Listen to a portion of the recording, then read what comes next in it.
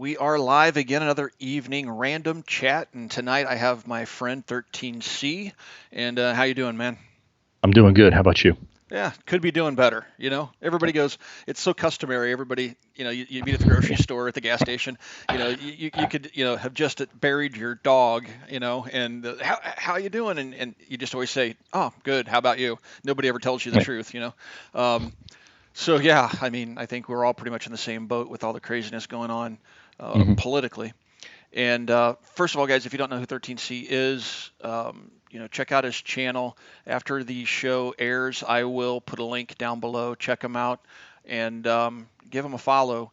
One of the things I want to do is start doing some live streams with other gun tubers out there, not necessarily just the bigger guys, but guys that are trying to grow their channels. And I want to try to kind of spread the wealth a little bit and try to cross pollinate with as many gun channels as I possibly can, because I think overall it's for the better good of the community, right? We need as many voices out there trying to get the message out to normalize our culture, our heritage, and our liberties, right? So anyway, um, enough of that spiel. So, man, what what is the craziest thing that you've seen thus far post the tragedies, the recent tragedies, the three shootings that have taken place? One really hmm hasn't gotten all that much press. Everybody seems to be currently focused on El Paso because it feeds a narrative that the anti-gunners are obviously and just the politicians are chasing. Again, that's El Paso, and then we have the Ohio shooting, which at first was grabbing the headlines, but now has kind of been pushed off into the corner because the guy that perpetrated that particular tragedy doesn't fit the narrative and doesn't seem to serve their political purposes. So, what's the craziest thing, man? I'll let you kind of drive the conversation.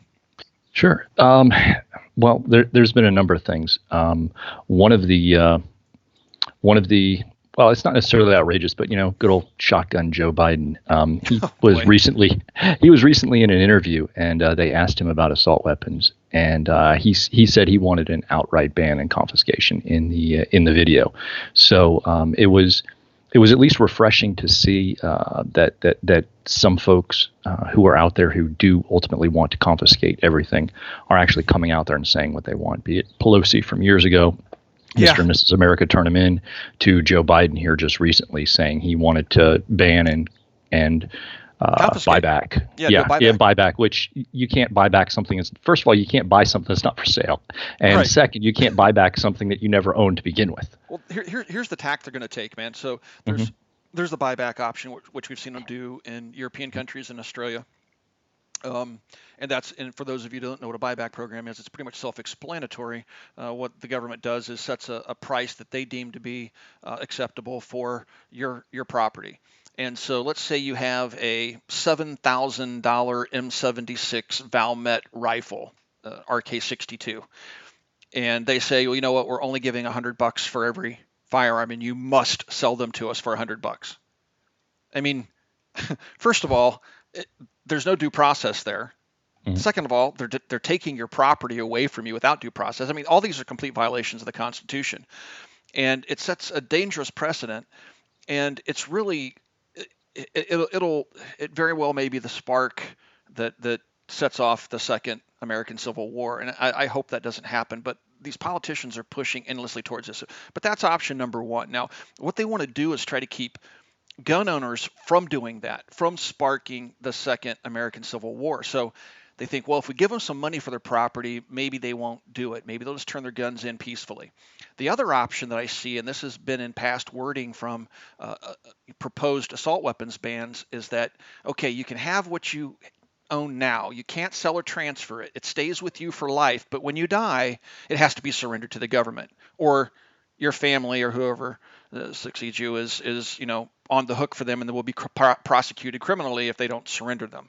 So they think by, well, as long as we get to keep them while we're alive, we're not going to, that's not going to spark the second American Civil War because nobody really wants to do it over that, and we'll just die peacefully. Our families, out of fear, will surrender all of our property, and it'll just go away. It'll be a self-fixing problem. And I don't think they understand the resolve of many in the gun community, or perhaps they know more about us than we do. What are your thoughts, man?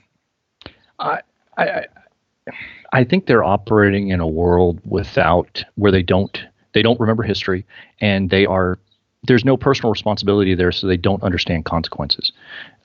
You look traditionally from an American perspective, dating all the way back to our founding.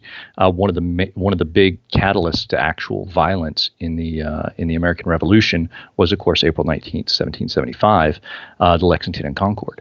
That was one of the biggest. That was the largest presence of ordinary folks coming from all across the country at that point, Yeah. marching overnight when they heard the word to Yep. come and fight. And throughout history, we've seen different pushbacks, regardless of where it is. So I think the politicians just don't understand that. I think some of them don't care. Some of them do understand and don't care.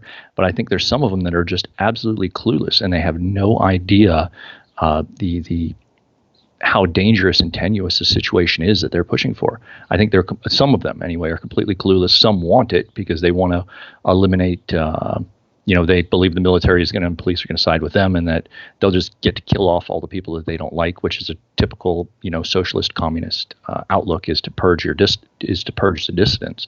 Yeah. So I think there's several different factions there, and no matter what, the outlook doesn't look good. And when we talk about, like the original assault weapons ban, the '94 ban that sunsetted in 2004, that didn't spark anything in this country because people got to keep it, and then everybody was had their fingers crossed for 10 years that it was going to go away.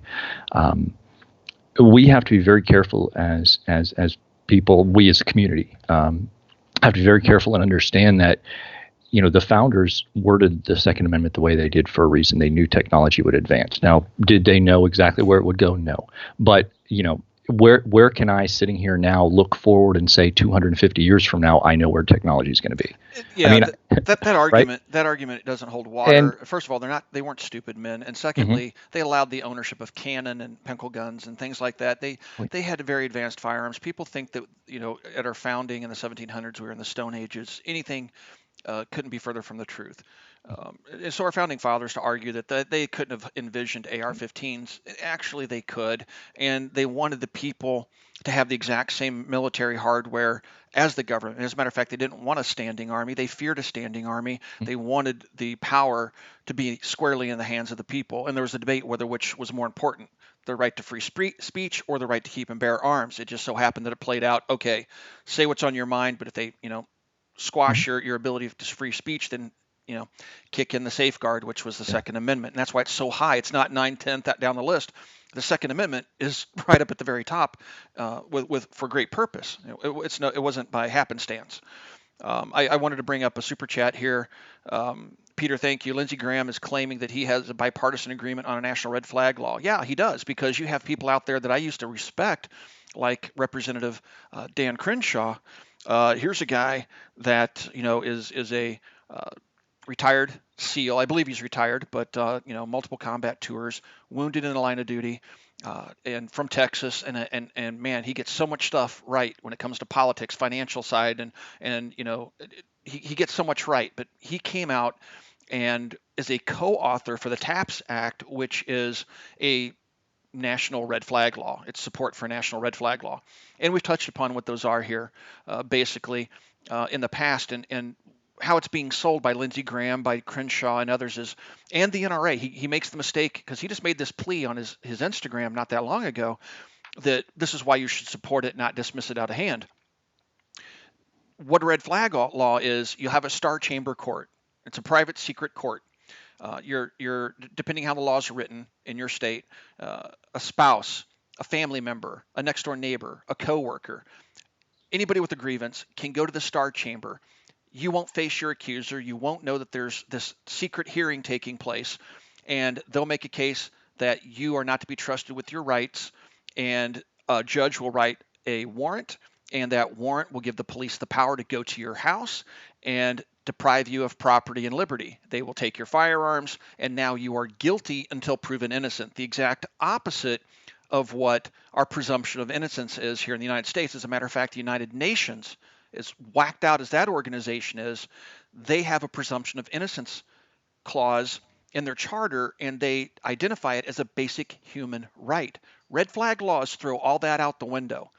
And there's been instances where red flag laws have actually resulted in the death of gun owners, because keep in mind, the police aren't going to call you up and say, hey, we're coming over at 3:30 p.m. to pick up your guns because we got this warrant. They just come up and boom, kick the door in and come for the guns. And that's already resulted in the death of one person. It was And Maryland, right? yeah, it was in Recently. Baltimore.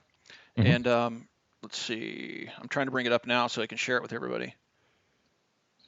So let's go ahead and see if we can share that now. But here's an example. This is Maryland's red flag law turns deadly. Officer kills man who refused to turn in his gun. Think about it. You've done nothing wrong. You have no reason to believe that the police are going to come to you for any reason whatsoever. All of a sudden, there's a bunch of people dressed in, black outfits and all sorts of militaristic gear. You don't know if it's a strong arm robbery or what. They're beating on your door, telling you to open up now. They come charging in. You don't know what's going on. You've done nothing wrong, potentially. And, it's just your ex-wife has a bone to pick. We've all heard of swatting, right? This is going to give swatters another tool. And beyond that, you take a look at just, orders of protection in general. So during divorces in the state of Indiana, order of protection will be issued against the husband automatically if your lawyer doesn't do something to stop it. And what does that mean? Well, it means you can't buy a gun. I know this because we own a gun store and we have people come in to buy guns and they get denied and they don't know why. Well, they're going through a divorce and automatically they have a order of protection placed against them by the state. Their attorney didn't do their job. So this just leaves the door wide open for all sorts of abuses. And what the TAPS Act does is basically empower the states and financially supports the states to pass their own bills. Some states may pass better bills than others, but the net result is it's not constitutional and it's not okay. And we have these representatives that we used to trust out there promoting it. Crenshaw, for example, I was like, man, seriously, dude? And he's really being called out in social media for it, but he's standing his ground, man. He keeps making posts saying that that he's going to support these things. That really surprised me a lot, was Crenshaw's position. I've watched a lot of his different talks, be it economic talks, immigration talks. He seems to have a really good level head when it comes to these things. And his position is an untenable one, obviously, but that he hasn't changed his mind. And directly, organizations, I've seen you make posts, I've seen other people, I've made posts, as well as both Gun Owners of America and Firearms Policy Coalition have invited him to speak with them so that they could explain one-on-one exactly what the thing is. And to my knowledge, he hasn't taken any of them up on it. It's very disturbing that he would be so set on this that he wouldn't even be willing to talk to him about it. Well, I think, first of all, he's a politician. And before we started the stream, we were talking about what could his motivations be, right? Why would he do this? Why would he even consider such a notion? One of the things that comes to my mind is he's a politician. He wants to keep his job. There's a lot of pressure right now in Texas to do something, anything. He's not going to go after the Second Amendment. I don't think that's his style, based upon. But I mean, he surprised me with this one, but who knows? But I don't think he's going to go after firearms specifically. So a lot of politicians see this as, well, it's not really that bad. Let's just pass this. It'll pacify the anti-gunners and we just get through this bump in the road. It makes him look good to his constituents. Looks like he's doing something. The optics are there. And, he's trading our liberty for votes, right, to keep his job. And I think that's probably what the motivating factor is. That's the best I can come up with. I would agree. I would agree with that as well. I know for a lot of people out there, they'll see this and they'll see his service record, his service history, and this is, when to get elected as a U.S. representative, you have to have a lot of political connections at both local level, grassroots level, and going up. Now, granted, it's much easier as a representative than it is as a senator, but you have to jump through certain hoops at certain points if you want support from, be it a president or a larger name or the party in general. You have to make certain choices and decisions so you don't get cut out of whatever funding it is from national campaigns or whatever bump you may get. He may be trading this position with Trump so that Trump will come down for a fundraiser for him. You never know. So you have to understand that when someone gets in this level, it's politics, and it's no different than, as much as people didn't like to hear it with like General Mattis back in the day, right? You don't move up to that kind of position without having. He's a great. I mean, not to take anything away from him, but you do not get up to that level without there being politics involved. Right. It's impossible. So I've worked behind the scenes with the Republican Party here in Indiana. I was also on the board of directors for the Republican Liberty Caucus of Indiana, and I've seen the workings behind the scenes at numerous different levels, and it is worse than a sausage factory. We'll just put it that way. It disturbs me quite a lot. Hey guys, and is that's the audio just better on that my side. end? Somebody said turn the Mac audio up, so I just want to make sure. I just got a new headset because I'm trying to fix the audio, and I wanted to make sure the audio sounded good. So let us know if everything's going good. Sorry, man. You sound you sound louder on my side. So okay. I cranked the volume as much as I could. Yeah. All right. Cool. Yeah, man. I think that's probably what's driving some of this. I'll bring up one of. We can't hear the audio, unfortunately, but this is one of Crenshaw's Instagram posts, and basically he's saying here, turn the sound on, go to his Instagram page. You can see from my browser what his Instagram is. And he says, turn the sound on. We should not reactively dismiss the notion of red flag laws, but instead have a thoughtful conversation about how they might be implemented. How they might be implemented by states with ample due process and proper safeguards. And that's what they keep saying. Well, we can do this. This is what the NRA says. We can do this with proper safeguards. What's a proper safeguard about a Star Chamber court, a judge making a decision in a vacuum where you don't get to face your accuser and police show up on your doorstep to take your guns away unannounced? How is that? Where do you put these, bumpers in there? Where are these safeguards going to fit in this scenario? And it's nonsensical, and it's just them trying to pacify. And again, he says, well, and the NRA supports this. Yeah, we know. They support bump stock laws. They backdoor supported the assault weapons ban in 1994. They backed the machine gun ban of 1986. They've done nothing to help us. Yes, they do little tiny bits and good here and there. They file a lawsuit every once in a while.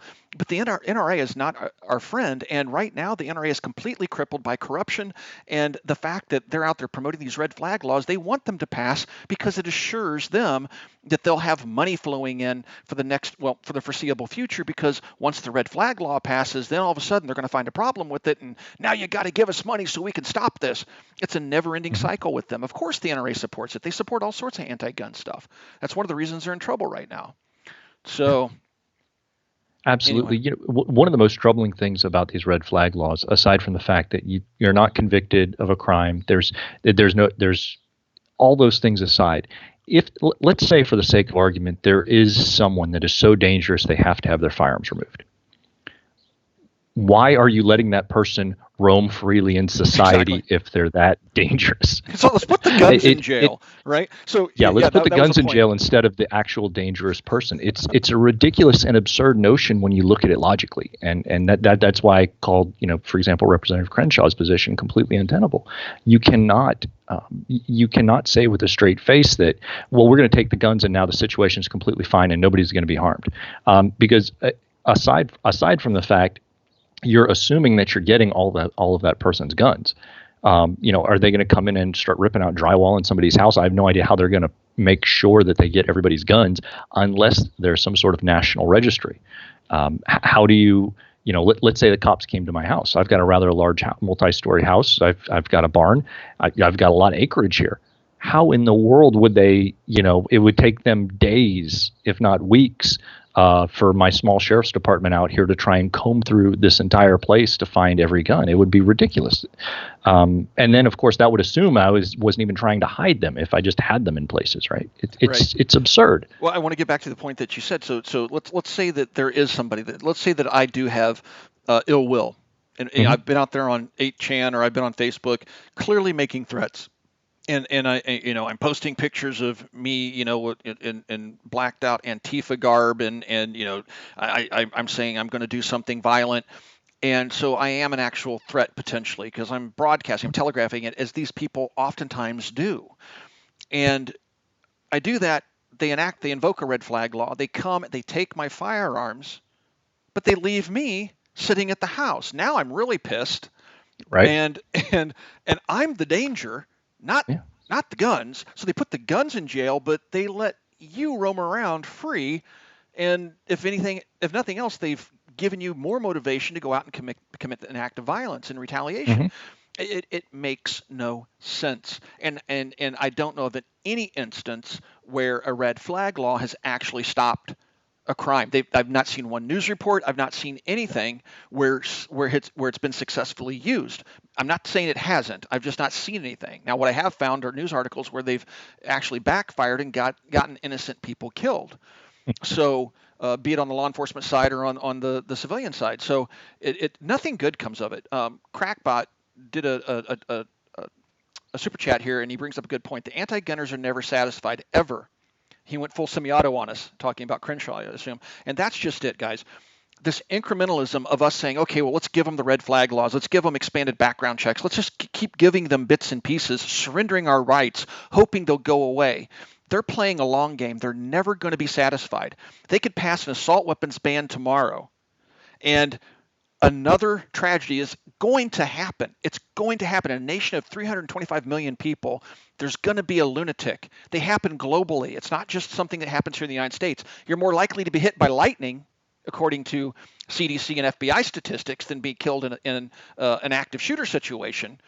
But that isn't going to stop the media from playing that out. But they're never going to stop. They're never going to quit. You can give them everything they want short of a complete surrendering of all firearms. And Hmm. it still isn't going to change the outcome. You're still going to have violent acts. You're still going to have people doing things like that. It's not going to change a thing. So when they come and they say, we're going to take your assault weapons away, well, then, somebody goes out there and takes Double Barrel Joe's advice, and they go out and shoot up a place with a double barrel shotgun. Now they're going to come for the double barrel shotguns. And you give them the double barrel shotguns. Now they're going to come for single shot 22 pistols. It's never ending until they get their end objective, which is subjugation of the people and a complete ban on anything that would allow the people to resist tyranny. And so, yeah, you're absolutely right, Crackbot, man. It's so common sense. You would think that people would get it. It's I don't know if these politicians are lying to themselves or if they truly believe this tripe that they're trying to force down the American people's throats. But what's scary, I'm going to bring up something here just to remind people. This is what our current president had to say. Oh, hold on, every time I pop open this chat window, put it over here, it kind of splits my screen. So here's what our current president had to say back in 2000. I support the ban on assault weapons. Donald Trump, many times in his life, has said he would support an assault weapons ban. President Bush, 43, said he would do the exact same thing. It never went across his desk, so he didn't have the opportunity to sign such legislation. But the president you think might be actually out there saving you from this isn't going to. If he thinks he has the votes, he's going to go forward with it. He'll call Congress back from their August recess, and he'll let the vote happen. And if they pass it, he'll sign it. He'll sign a red flag law. We've already seen him take away bump stocks. He's talking about taking away silencers. And you can bet your bottom dollar he'll sign on to a magazine ban or an assault weapons ban. I'm showing you that right now. He's said it in the past. He is. When he stands up there and says the 8-year assault on your rights ends now, when he made his first speech in front of the national convention at NRAM, it was all nonsense. It was all lies, just to pacify his base. And if he thinks it's going to be politically expedient that he'll win votes and win the 2020 election by taking guns away, he'll do it. And Yeah. mark my words, he'll do it. Absolutely. I wouldn't trust him for a second if he thinks he's got enough, especially based on what he's done and said so far.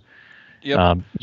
We need to get in a place where we get people back to understanding as a nation as a whole as why we have the Second Amendment to begin with. It's to be equally armed or better armed than the government. And if we don't get on the other side of this and start loosening these laws and opening up other firearms, other devices, and other means of defense, we will, 100, 50 years from now, 100 years from now, 200 years from now, let's say everything freezes in time right now and we get to keep all the guns that we have now. You can still make new ones, buy new ones, trade new ones, everything under what's available as of 2019, what's currently legal at this moment. What good is that going to, how well is that going to defend us today versus how well is that going to defend us in another 50, 100, or 200 years? Right. What if they'd enacted such a ban in 1900? Nothing Mm-hmm. past 1900 could be sold new, but you can have everything before it, Mm-hmm. kind of like the 86 machine gun ban, right? They Right. know those 86 machine guns are doing nothing but becoming so expensive the average person can't buy them. It's a rich man's toy now, and they know that those weapons will eventually wear themselves out because they've made it illegal to repair them. The actual registered part can't be repaired, or can't be replaced. You can repair it, but you can't replace it. So if you have a registered sear and that sear wears out and breaks, you can't just make another one and put the serial number on it. That's against the law. So that's what they're hoping for, right? Mm-hmm. They would like to put a freeze. That's one of the proposals that we brought up earlier. Is they'll put a freeze, like, okay, just keep everything you got for now. When you die, we'll take them away. But even if they let us keep them, you're right. In 100 years, when the government has death rays, and we're stuck with gunpowder and bullets, it's it totally defeats the purpose of the Second Amendment. And Exactly. somebody else brought up something. I want to get to some of these super chats. John brings up a great point, and this is something that I've seen personally with a friend of mine, where a fiance that he broke up with filed a false police report against him. The DAs will not prosecute false claims. It's not written in any of the red flag laws. It's not written in the red flag law that we have here in Indiana. They will not prosecute false claims. So there's no penalty for going out and me lying about you and saying, oh, he's a nut job. My whole family's living in fear of him, and just making up allegations.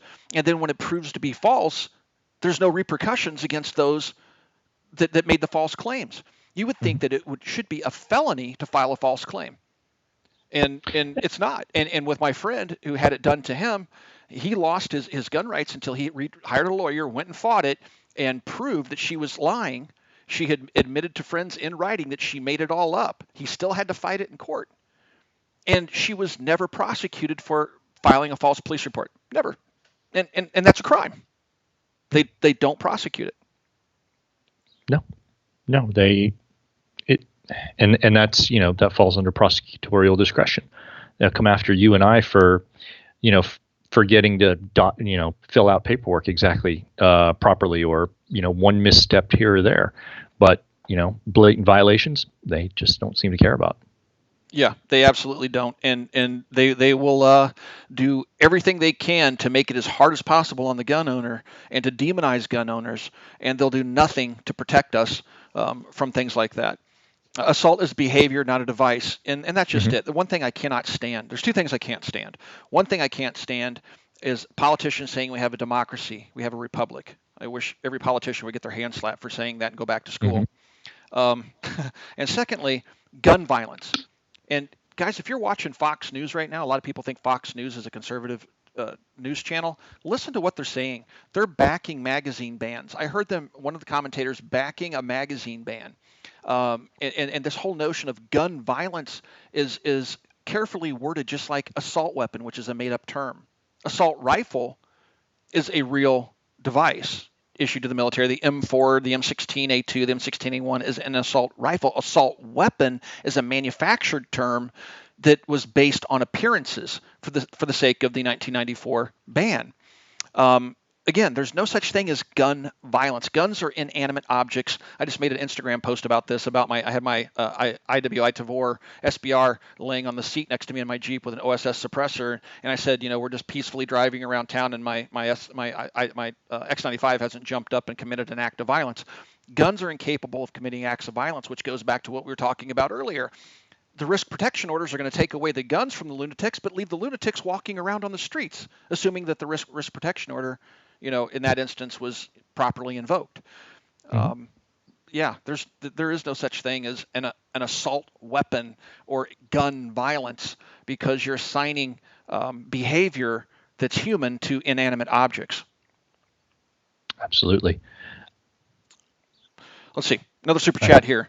I think it's important to remind people to be meeting and noticeable their reps, and also read up on Read up and know why you are taking the stance you're taking. Absolutely, guys. We need to, first of all, be writing our congressmen and senators, state and federal. Don't forget state, and definitely follow up with phone calls, because when you blow up the switchboards, that gets their attention and it drives them nuts. I know, because right after the Vegas tragedy, I called out a Republican in Florida, and his office called my gun shop trying to talk to me to call off the heat, because the video I had produced calling him out produced so many phone calls to his office that it was overwhelming, and he wanted to talk to me. And I said, I don't have anything to say to a traitor. I have no interest in talking to the congressman. Thank you for your time. And guess who didn't get reelected? I'm not saying I caused that. What I'm saying is phone calls make a difference.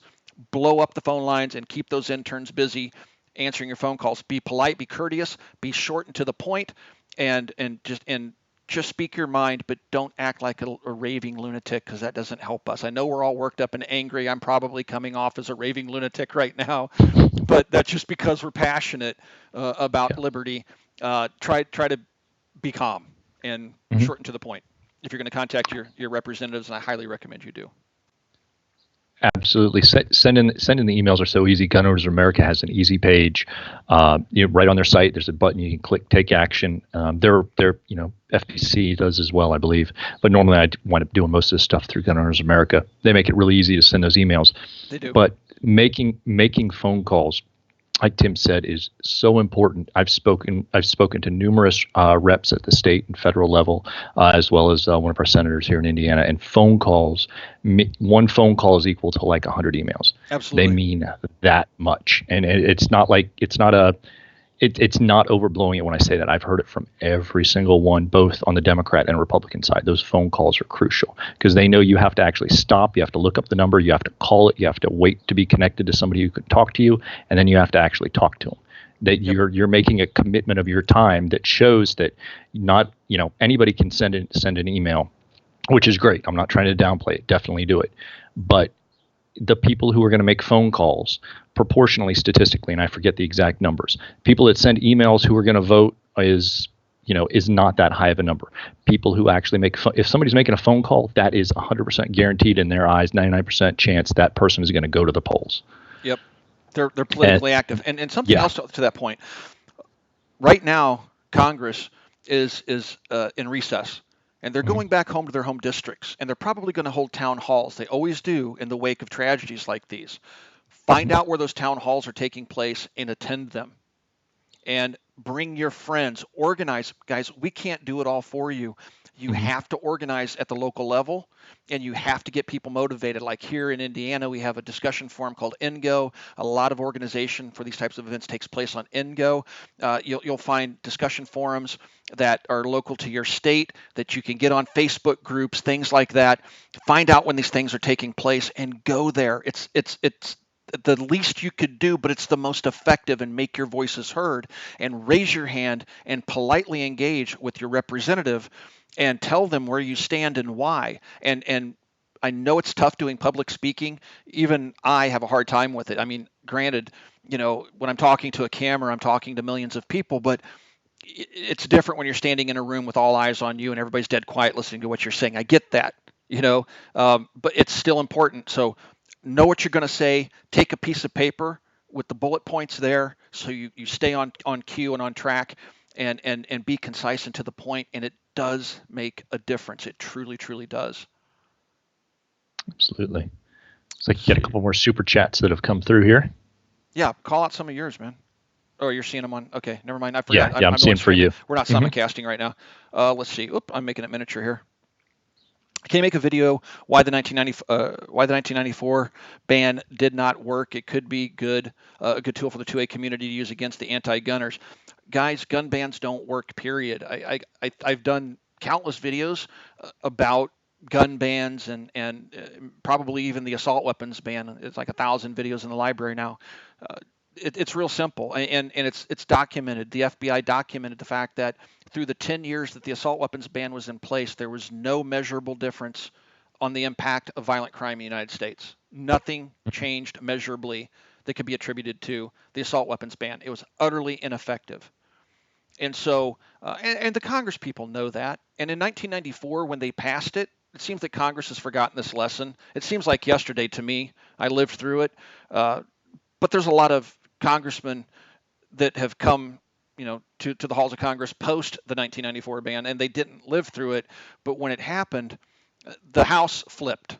So a lot of people that voted for the assault weapons ban in 1994 lost their jobs. They lost their seats because the backlash was overwhelming. We didn't have the benefit of social media in 1994 to the degree that we do now.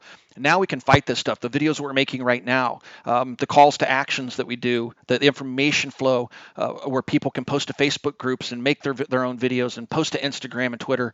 We can connect, and we can organize, and we can make a difference. We didn't have that ability in 1994. That's why we were so effective after Sandy Hook and other tragedies that occurred during the 8 years under Obama. The Democrats haven't passed as much anti-gun laws in my lifetime as the Republicans have. It's not for a lack of trying. It's just because gun owners tend to go to sleep when a Republican holds office or Republicans have a majority. But the Republican leadership right now in the House and our president are calling for red flag laws. We already know that Trump would sign an assault weapons ban, and a good number of them are looking at magazine bans. So we face a very, very dangerous time. Now, this time next week, next Wednesday, I'm going to have Eric Pratt on from Gun Owners of America, and we're going to talk about what's going on. In a week, we're going to have a better idea of what legislation is going to be proposed. And we're going to try to come up with a course of action. I mean, it's great that we can come on to videos like this and rant for an hour about what's happening, but I want to propose solutions, things that you guys can do to be active politically. And GOA, like 13C was saying, is a great resource to go to their website because they automate everything. Some folks even have a hard time putting together an email. Well, they automate all that for you. All you have to do is put your name to it, tell them what district you're in, and boom, it submits the form for you. But yeah, I mean, I'm dominating the chat. Please feel free to jump in there. No, yeah, absolutely. Those forms are easy. They give you a pre-populated email that you can send as is if you want. Normally, I take the time to go through there and I kind of edit and parse it just a little bit to make it reflect more specifically from me. But you don't have to do that. You can just send the template that they have there already. You could use it as a guideline if you want, whatever you want. It can be easy as it can take seconds. The one that they did today, I didn't edit or change at all. I think I changed the subject line slightly. That was it. I kind of that I sent off. I say I kind of recommend changing up just a little bit because when they get a barrage of form letters, it doesn't carry the same weight as a little bit of personalization. So if you're comfortable doing it, tweak it a little bit, and they allow you to do that, at least the forms that I've used, the GOA in the past. Commander Bob, involuntary commitment and PPOs already make one a prohibited person, already do the same thing as proposed red flag laws. The difference being is a red flag law is something that is not national at the moment. And many states, especially the blue states, now guys, I've said this in streams in the past, I'm going to reiterate this. Many times we talk in terms of Democrat and Republicans because we only have a binary choice. I realize many of you watching right now self-identify as a Democrat and you're pro-gun. Not all Democrats are anti-gun and not all Republicans are pro-gun. But the reality is we have a gaggle of 2020 candidates running for president on the Democratic ticket, and every single one of them is trying to outdo the other one in terms of what gun control they want to pass. And it's just the reality of it. So the Democrats right now are the party of anti-gun politics, and the Republicans are to a degree as well. There's plenty of Republicans out there that are going to sell us out, but I don't want you thinking that I think all Democrats are anti-gun or anti-liberty, because I know that's not true.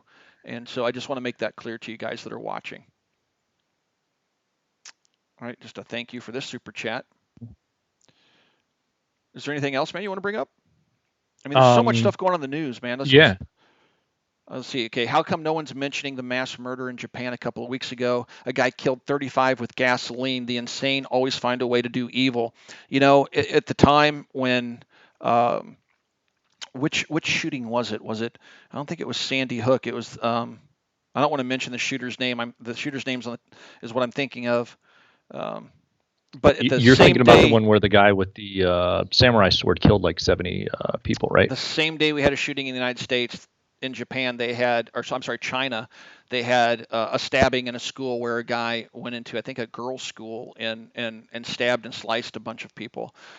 So the point being there is that, again, it's not knife violence, it's not gun violence, it's people violence.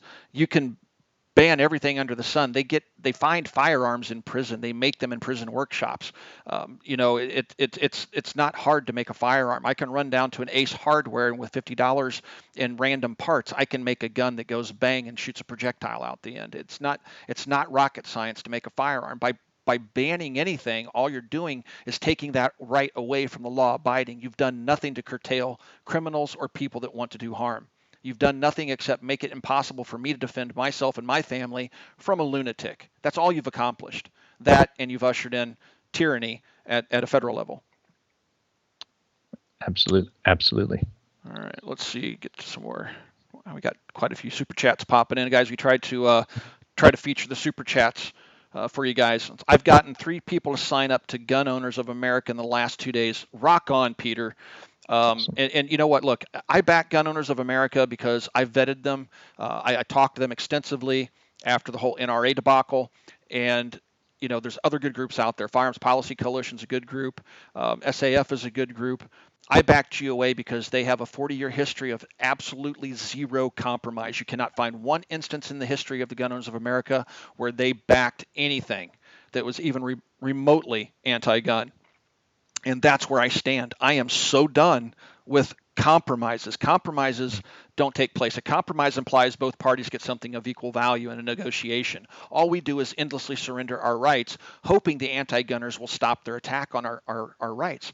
And by now, if you're still doing that and you think that's a possible outcome, that's the very definition of being crazy. Because everything we've given them in my lifetime has not resulted in the cessation of the attack on my Second Amendment rights. It's continued. If anything, it inspires them and escalates their efforts, because once they see weakness and they know they can get what they want, they're coming back to that well for more. Absolutely, they're never satiated. It's the same thing of, we've all seen the little picture of the person feeding the animal, and ultimately the animal gets bigger than they are and eats them. It's the classic Rocky Little Horror Picture Show debacle, as well as what was the other one? Little Shop of Horrors. That's what I'm thinking of. Yeah. Where it gets big enough where it finally eats you, and that's exactly where we've been going down the line. Tyven sent us a thing here that says, if red flag laws only put you on a police watch list and for investigation, not gun grabbing, do you think that would pass? I have no idea. Police can investigate already, man. If you go out there and make threats, they can already investigate. Mm-hmm. And that's the thing. People will talk about the shooting down in Florida in Broward County, and that guy had, what was it, 80 different, over the span of 4 or 5 years, he had 80 different encounters with law enforcement, several of which were direct threats, including direct threats that he made about actually going and committing violence at school. He made what would be considered, and I'm not a fan of terroristic threat as an umbrella, but he made what could have been considered not just terroristic threats under that legislation, but also direct threats of violence and credible threats of violence, because at the time he had weapons of various sorts. So there were things that could have been prosecuted under the existing laws that were already on the books that he could have and should have been dealt with. But right. He never was. So if you're telling me that all those laws where he actually committed things that are crimes, not thought crimes, but actual crimes, and none of those were dealt with, how is one more law going to change that? I don't think it is at all. It's not going to, and they know that. I mean, the politicians know that. Mm-hmm. And let's face reality here. Look, if I'm a threat to society, I'm out there making threats, and somebody reports me, as has happened many times in the past. Even 9/11, there was reports to the FBI that something was going on. They just didn't look into it. But, if I'm out there making threats, police already have tools. And they can say, oh, this guy's making threats. Let's put a tail on him and just see what he's up to. And I'm not advocating for a police state, but that's their job, right? I'm not saying kick the door in and go rummaging through their stuff with, based on Facebook posts or accusations, but they should follow and see what's going on. And then if you see a guy that said, I'm planning on shooting my school up on 8chan, and then you see him buying a bunch of camouflage, buying a bunch of weapons, and then he's piling his weapons in the car, and now he's driving to the school. Now you might want to consider doing a traffic stop to see what's going on, right? You don't need a red flag Exactly. law to do that. Now, some people Hmm. would say we don't have the police power, we don't have the manpower, or even that's a police state, and perhaps it is.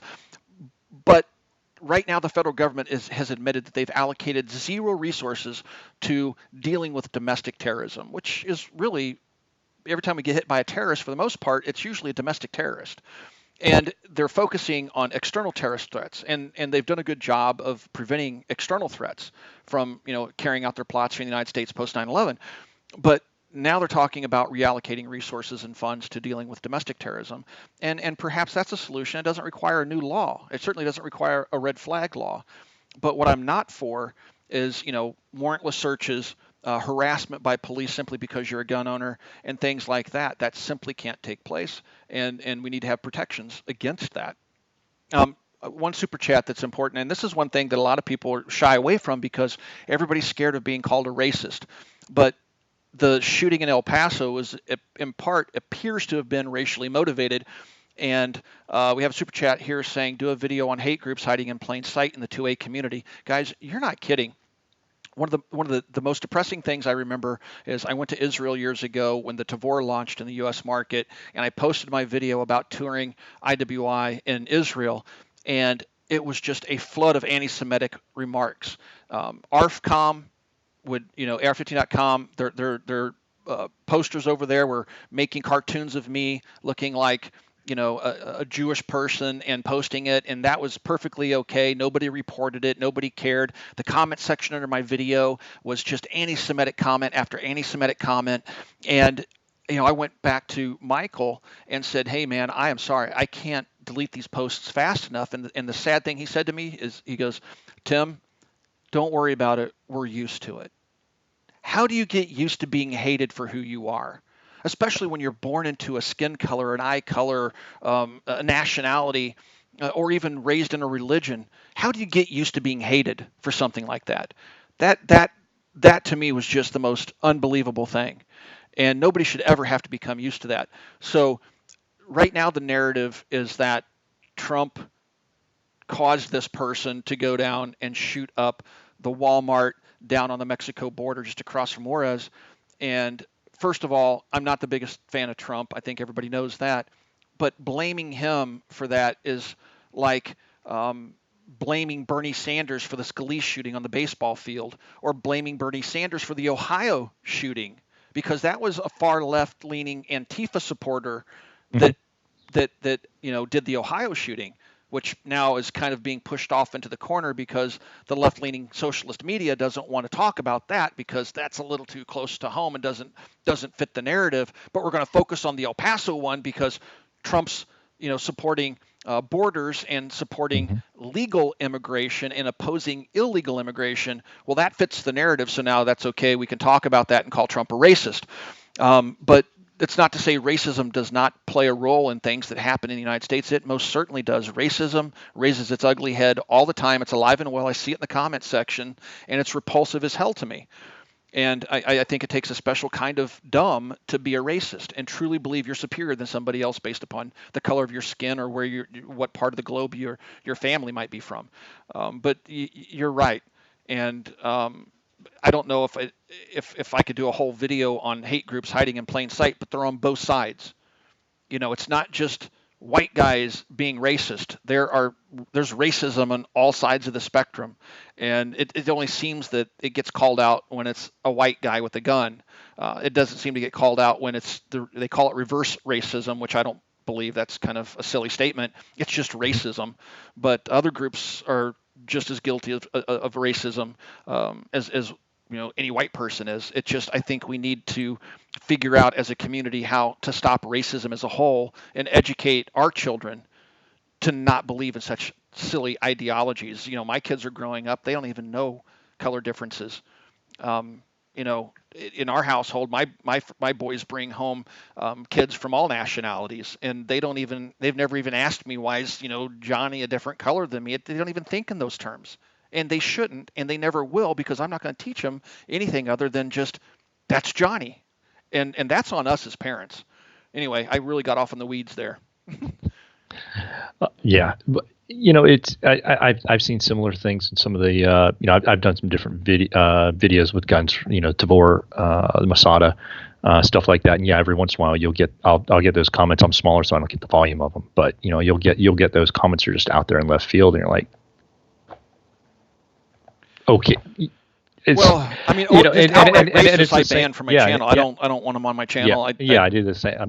I'm not going to cater to their agendas. I don't have time. If anybody wants to get into any kind of civil discussion, that's fine. But as far as that, it's just I don't have the time nor inclination to engage people on that level. I'm not going to. Hey, look, if you want to go out in the street corner and hold a racist rally, that's your First Amendment rights, and that's fine.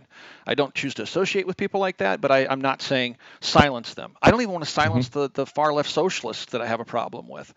I've never reported a channel on YouTube because they made a video that I didn't agree with politically. I would never do something like that. I'd have no intent of silencing other people's voices out there saying what they want to say. Go say it on the street corner. Go do what you want to do. I'm not going to allow it in my home. If you walk into my home, I'm going to tell you to get the hell out if you're going to act like that. Right. But that's my right as a private property owner. But in general, I have no intention of silencing anybody because that has to be out in the open. People need to see it. And that's how you deal with it as a society. If you try to hide it, it only festers and it becomes worse. And then, really bad things can happen. But I think we've pretty much tackled that one. Yeah. So yeah, there are a few people wanting to get back more 2A oriented. Somebody was talking about panic buying. I always have the same suggestion every single time. You should already have what you want. There should be no need to panic buy because you should already have what you want, and you shouldn't be waiting to these moments to buy things. At the same time, I realize, there's always one more gun you want. There's always this much more ammo, that much more magazines. If there's something you want to buy and it's reasonably priced, buy it. There's no reason not to. At the same time, if you find you want to buy, this widget over here, and all of a sudden the prices are going through the roof, hold off on it. Be smart on things like that, and don't cause a panic buy, and keep your eye on retailers that jack up prices simply for the sake of cheaper than dirt back in the day. Yeah, right. Yeah, they were charging 50. What was it, 50, and then they jumped up to $90 for a PMag at one point. Yeah, they bought them for $3, and then the tragedy happens the next day. It's $99 on their website. Yeah. Those people need to be run out of our community. They're profiteers. They're in it for the wrong reasons. I cannot stand people like that. And look, guys, I own a gun shop, and I'm telling you, don't panic buy. Don't do it. Don't put yourself into a financial position that you don't want to be in. Don't run up a bunch of credit card debt, because what I'd rather have you focus on is fighting. Yeah. Don't focus on, oh my gosh, I need to go buy 10 more magazines. Focus on, I need to make 10 more phone calls. I need to attend a rally. I need to talk to my neighbors and my friends, and I need to organize and get politically active. That's what I would rather you do. I don't want the panic buying. I would prefer that people focus on actually fighting these laws, and then we can avoid them. Sorry, my kids are getting a little bit loud. Oh, that's all right. It's actually a pretty good mic. I didn't even hear anything coming through. Well, I thought it was a little bit too weak. The mic was apparently low, but I have a volume. Guys, this is my first night with the mic. I picked it up off Amazon, trying to get a little bit better audio. Hopefully you guys don't hear the drip, drip, drip sound in my previous streams. Thanks for all you do, Mac. We're a huge battle ahead for sure. I'll support you all the way. Thank you. It means a lot, and we do have a big battle ahead, and we're going to try to do things going forward in future chats, especially with GOA and Eric Pratt. I want to focus on not just, oh my gosh, this is happening. Let's focus on solutions. Hey, buddy, can you go upstairs? Oh, man. I have to get my wife to come get my youngest here. That's cool. I remember those ages. My youngest now is 12, so it's definitely different. But man, I sort of miss the younger ages. At the same time, I don't want to go back and start over. So, oh, there he is. Yeah.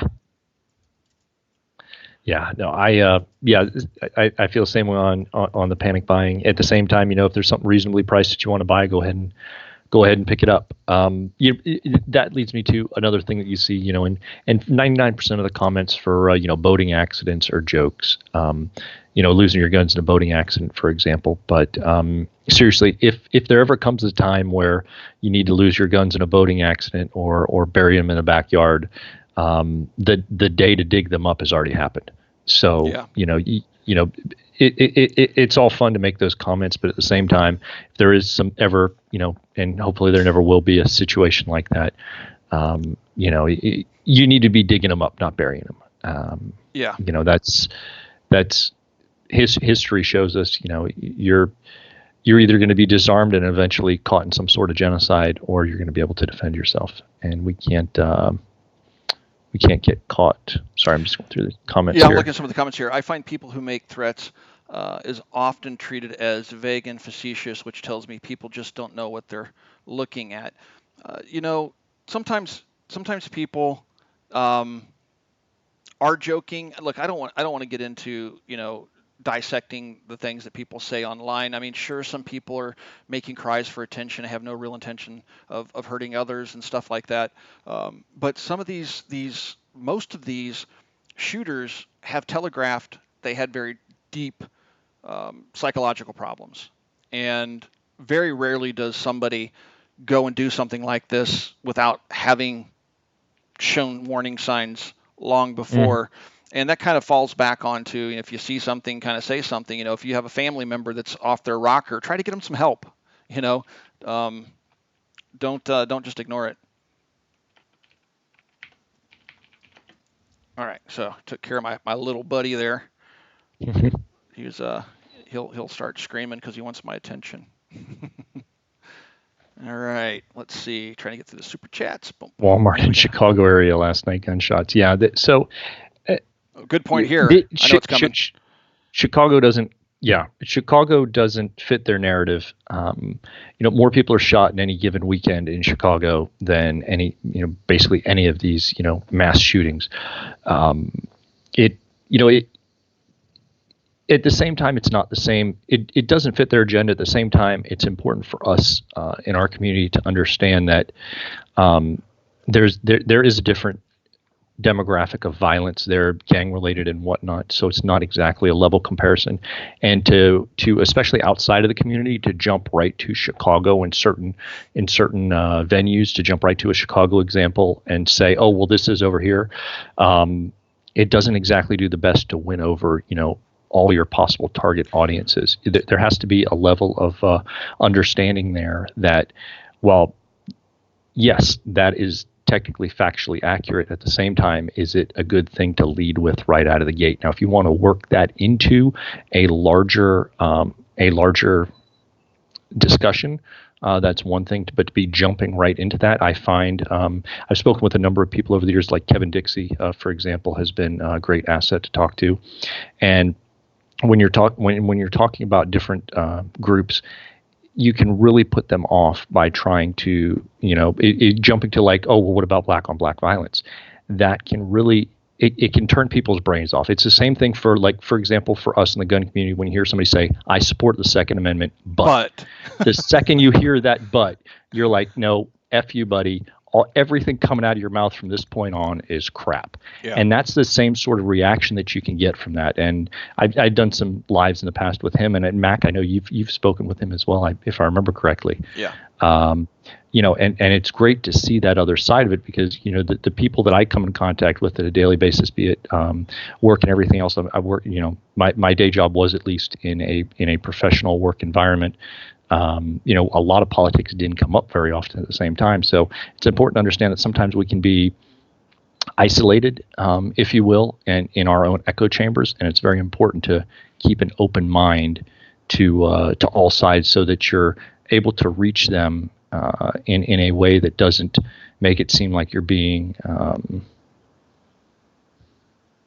exclusionary.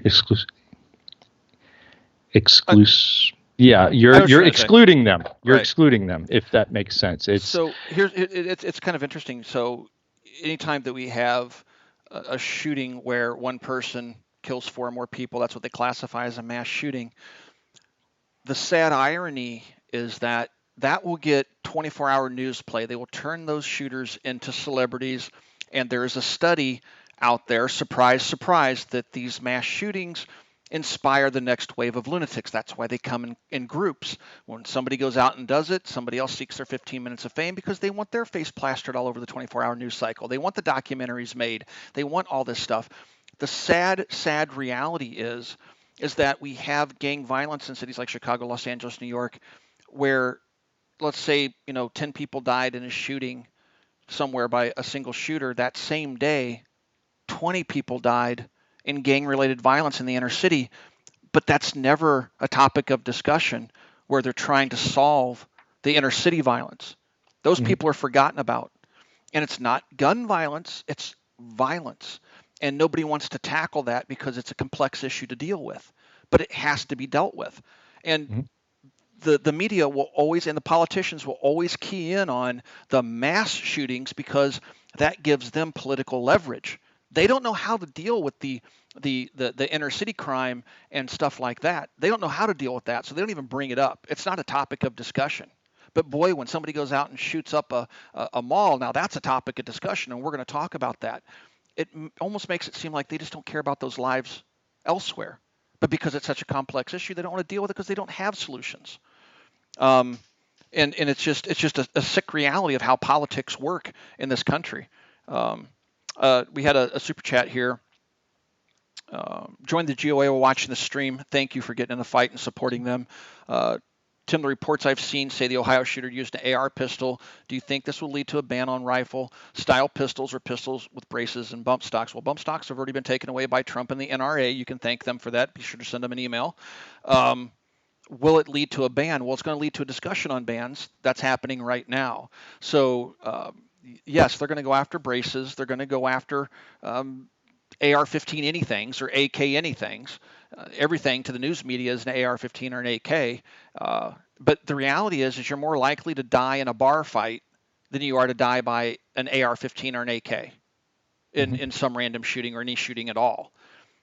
The actual numbers are that dying by rifle fire in the United States in a crime or random crime or purposeful crime is a statistical zero. And that's not to marginalize the lives lost. What I'm saying is you're more likely to fall down the stairs and die. You're more likely to get struck by lightning. You're more likely to be beaten to death in a bar fight. You're more likely to get killed, infinitely more likely to get killed texting while driving or being killed by a drunk driver. But you don't see people out there calling for the banning of alcohol or the banning of sports cars or the banning of, corkscrews or whatever. But in every instance other than firearms, when something bad happens, when a guy gets in a Corvette and goes down the road at 200 miles an hour and smacks into a van and kills an entire family and he was drinking in the process, they don't blame the alcohol, they don't blame Chevrolet and the Corvette, they blame the driver. But when somebody goes out and shoots up a mall, they don't blame him, they blame the gun. He was a victim of the evil gun getting in his ear, and the gun is to be dealt with. There's a double standard out there. And yes, they're going to try. And yes, we need to get politically activated, and everybody out there has to realize Trump is not going to save us. He's going to be part of the problem, and a good number of Republicans right now are feeling political pressure, and they're going to roll over. You're going to get a red flag law. We may get a magazine law, and we may get an assault weapons ban if you don't step into the fight and start doing something. I want to applaud you for joining the GOA during the stream. Out frickin' standing. Now, fire up, go to the GOA's website and use their system to send emails to your representatives and get phone numbers and start calling them tomorrow. Joining the GOA, the FPC, or SAF is just one step in the right direction. But, man, get all the way in the fight because that's what we need. Absolutely. And of course, if you're not a GOA member, you should join. But if you're not and you can't do that right now, you can still go to their website and use all their forms. You don't have to be a member to use any of those forms to contact your representatives. So absolutely. And if you join the GOA, you're not going to have your inbox full of junk mail like you would with the NRA. They're not going to call you all the time, dunning you for money. They spend their money actually fighting. They have to work with the budget. They have about 2 million people. They're not small. And people say, well, why wouldn't you're tearing down the NRA. The NRA is our only group that's as big as it is. Well, yeah, take the money that you would normally give to the NRA that goes to buy Wayne LaPierre private jet flights and expensive suits and give it to the GOA, where Eric Pratt, who leads it, is a school teacher by day and a gun rights activist every other minute of the day. And they'll tell you our mission is to put ourselves out of a job. Yeah.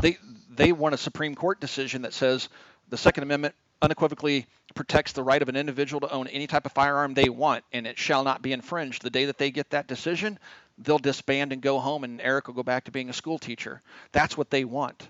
And that's why one of the many reasons why I support them. And so I got another super chat here. Just join the GOA. Keep up the good fight. You too, man. Thank you for joining the GOA, and thank you for the good fight. And guys, I don't get a commission from the GOA. When I'm out there saying join the GOA or Firearms Policy Coalition or anybody else, I don't take commissions. I don't get paid from them. I'm not going to earn money from my political activism. I just, I personally donate every single month to the GOA.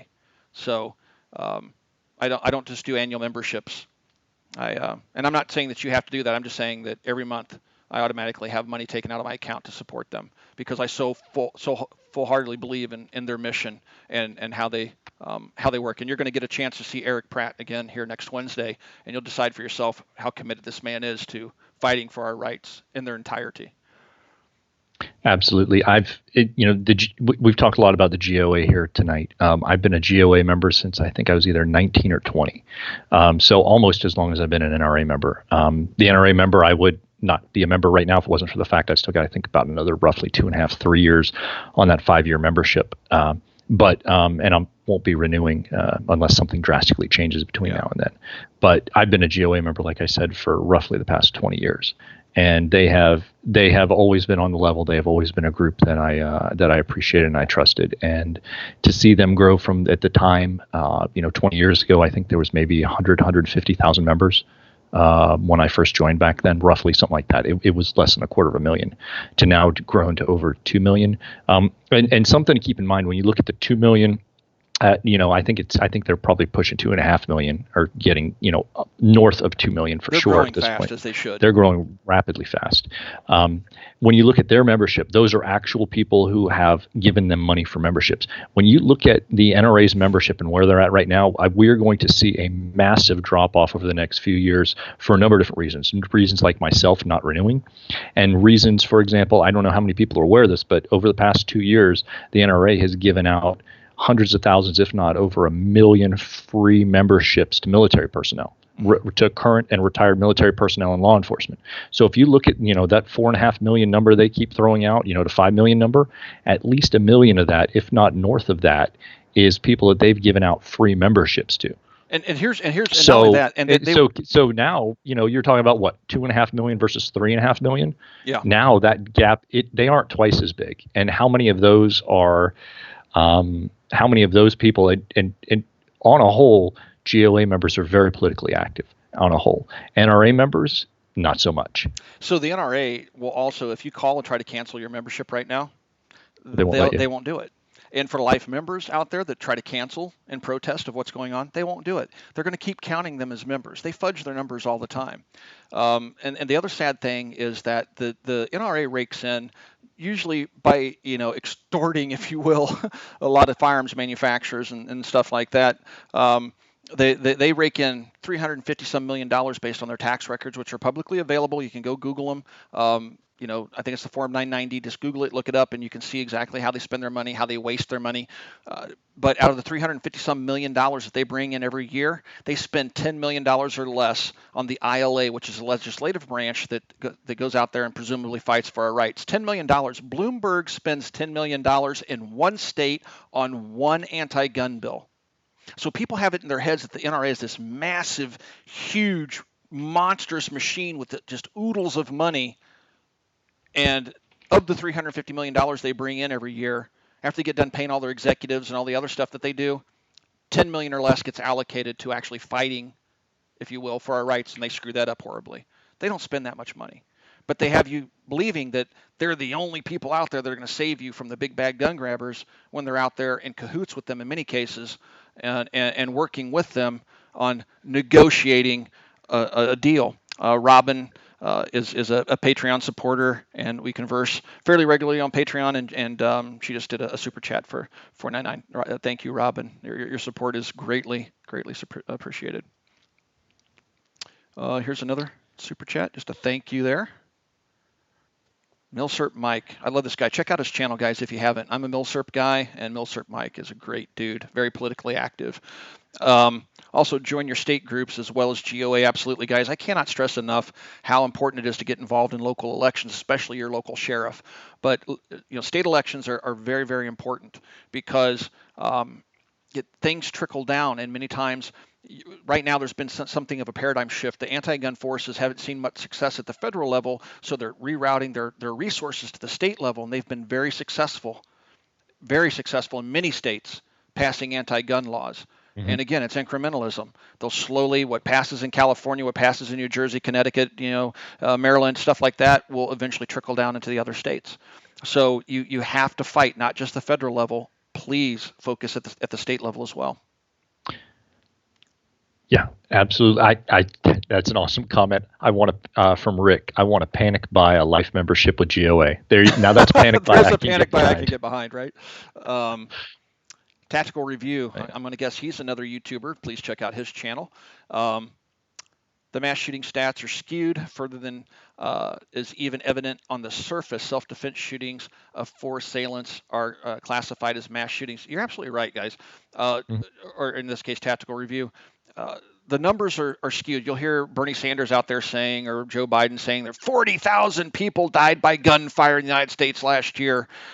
The vast majority of those were suicides, and you can't really blame the gun for that, right? You can't blame the gun for any of this, but suicide is a suicide. If they're not going to use a gun, they're going to commit suicide. Japan has one of the highest suicide rates of any first world country, and guns are banned. They go into a forest and hang themselves or cut themselves with knives or whatever. You're not going to stop somebody from committing suicide.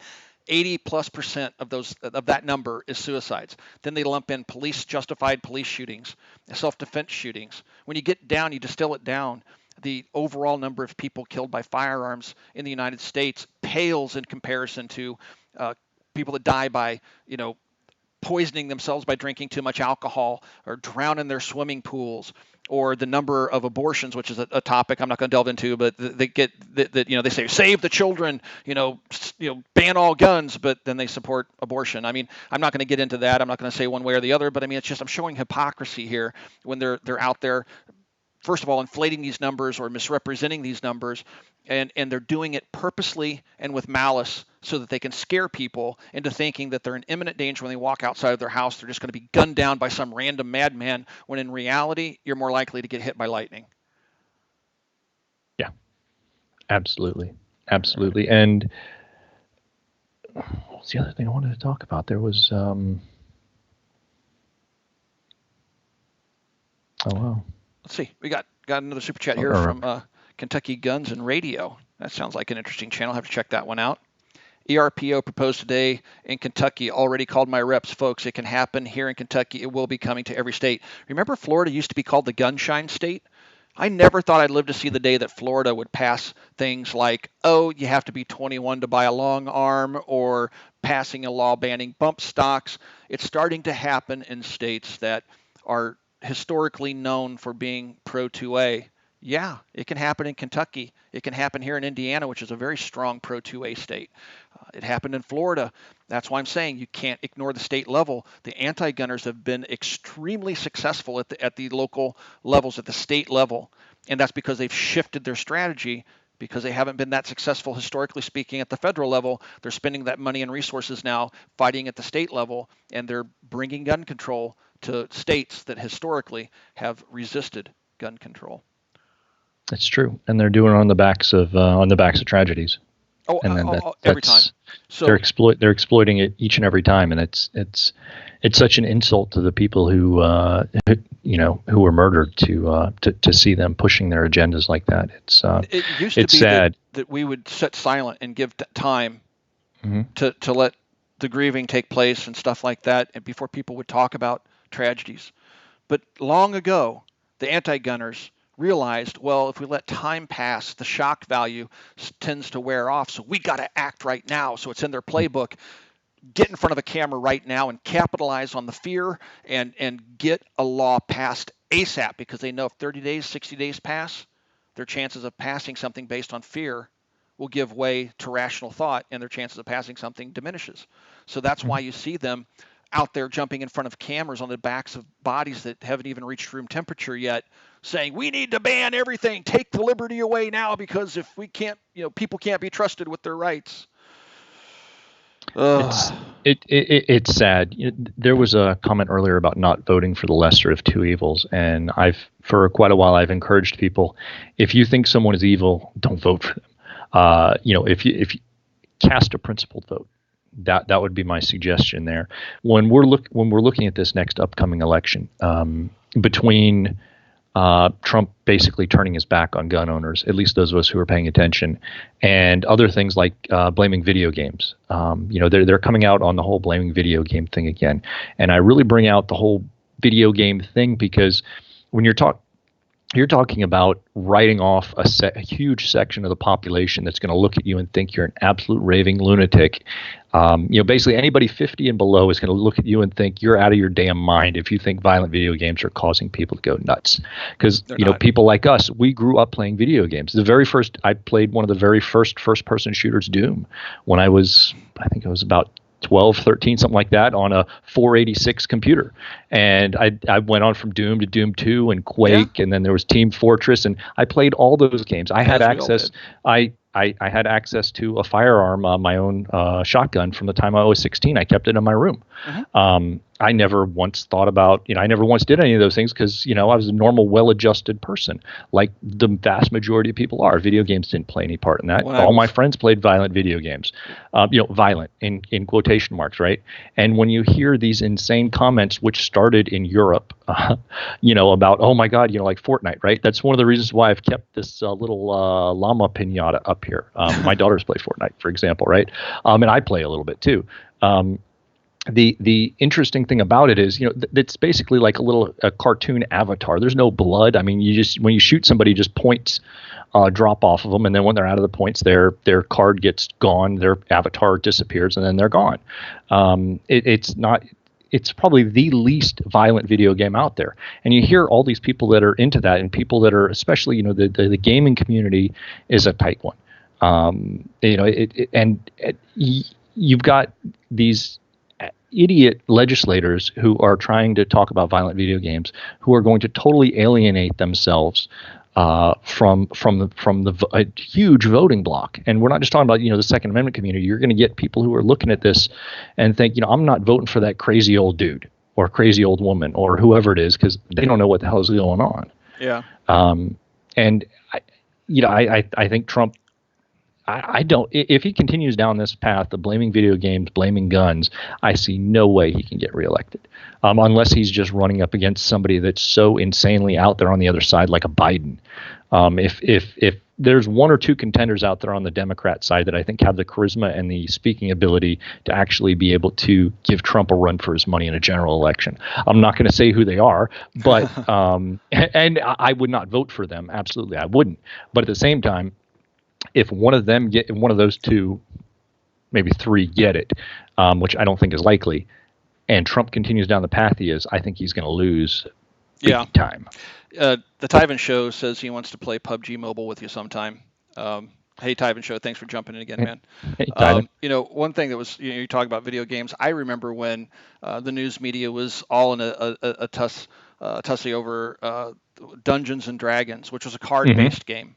Yep, I remember Oh, that. these It was it's turning satanic and kids evil. into Satanists, and it's evil, and it's going to make them killers, and it's not just video games they've gone after historically. And you bring up that point, and I want to show something here really quick. So there's a movie that was about to come out, Hollywood blockbuster that satires killing of deplorables causes outrage, demented and evil. So apparently there was a movie that was going to be released and may still be released, where it's a theme that's been done before, where you have a bunch of rich people. In this case, these are affluent, left-leaning people, and they go out and they hunt deplorables or right-leaning people. So apparently these people are captured. They wake up in a field. They realize that they're being hunted, and it's leftists hunting right-leaning people. And so there's a political statement definitely buried in there somewhere. If they're mocking, if it's a right-leaning statement that's mocking the left, or is it the left, having fun with the idea of killing their opposition? I don't know. It's definitely a politically motivated movie, but they stopped the trailers in the wake of the recent events. But I thought that was interesting, and I wanted to bring that up. since I had it on my screen based upon the conversation. But you know what? People are always going to try to blame things other than what's really going on. Now, I don't think video games are the problem at all. I would say that we have a culture of violence in the United States, and I think that stems from the upbringing of children. You know, we have it from a cultural standpoint. Our youth are raised to believe that it's cool and badass and awesome to settle disputes by killing somebody else or by beating them down. We've idolized, you know, criminals and things like that, and I think that's a cultural issue. I don't think it's driven by video games or even movies. It's stuff that's being taught to these children in their communities. By people around them, or even in some cases by their parents, and it's something that needs to be addressed. But this is stuff that the politicians don't have an answer for. They don't know how to address it. So they just take the easy path and hit the easy button, say ban guns, and that'll automatically fix the culture of violence that we're dealing with here in the United States. We need to teach our children to that, you know, violence isn't a solution and it's not cool, and you know there are other ways to resolve your differences with people, short of, you know, beating the living tar out of them, or killing them, or whatever.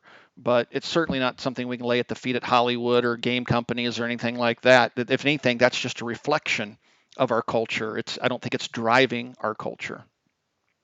Yeah. Hey, GOA's in here. Check this out. Oh, nice. Yes, you're absolutely right, guys. Spot on, Mac. Guns aren't the problem, but evil hearts. And that's just it. You cannot take the evil out of people's hearts.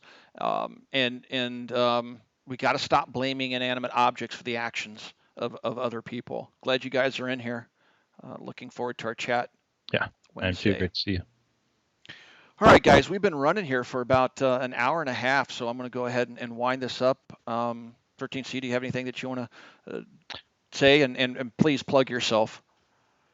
Sure. Well, I appreciate it. Thank you. Yeah, we're 13C Gun Reviews, so you just type in 13C Gun Reviews, or click on our name there in the chat, and you'll find our channel. We're also on Gunstreamer and Full 30, as well as YouTube and, well, obviously YouTube. Facebook and Instagram as well. We're 13C Gun Reviews at all those places. Check us out. We'd appreciate the support. You know, if you find the content of value, give it a like, share it around, and subscribe. And thanks for having me on, Tim. I appreciate Yeah, it. man. Absolutely. And thanks for coming on. We'll do it again. We're actually we don't live that far from each other. We're in the same state. Yeah. So yeah, man. And thanks for coming on, guys. Also, you know, I'm going to try to have other channels on and try to again spread the you know, the information, and also let you guys know of other great channels that are out there that don't have 500 or a million or 6 million subscribers. There's a lot of great content creators out there that have 10,000, 20,000, 50,000 subscribers that they're just kind of lost in the sea of all the people now creating Mm-hmm. content on YouTube. There's a lot of great channels out there that you need to watch and support. And I think the more gun channels we have out there, the more it helps to normalize our culture and, you know, our heritage. And so I want to support all of you guys. Let's see, all of us. I guess I'm not an outsider here. I just saw that gun owners popped in something. I want to put it up there. Thank you to everyone who's joined. We need every 2A supporter to be vocal in the upcoming fight. You're absolutely right, guys, as always. And the good news is I've seen a lot of people posting that they joined the GOA this evening during the stream. So, and I know that GOA would urge this as well. You know, as we said, don't just join the GOA and stop there. Please use their forums, contact your representatives, make those phone calls, attend local town halls, because right now your representatives are in recess and they're going to be holding those town halls. They always do in times like this. Go there and be prepared, be articulate, short, sweet, to the point, and try not to look crazy. Okay. Guys, we are Patreon supported. I will put a link down below. So if you'd like to support us here at the Military Arms channel, please consider becoming a Patreon supporter. And with that, also swing by and check us out at Copper. You can see us there at coppercustom.com. And we are Twitch gamers. Do you have a PS4, man?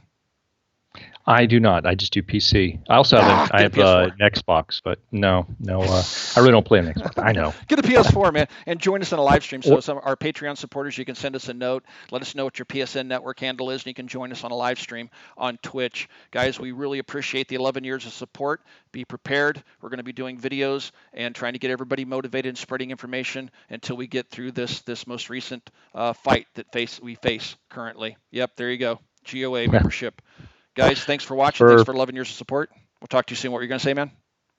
Oh, I was just going to say, yeah, for about 20 years now, and they've been consistent the entire way, like you said. And it makes me glad to see them continuing to grow and get bigger, and take that dominant role, and rightly so, they should.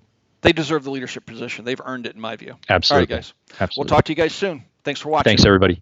Have a great night.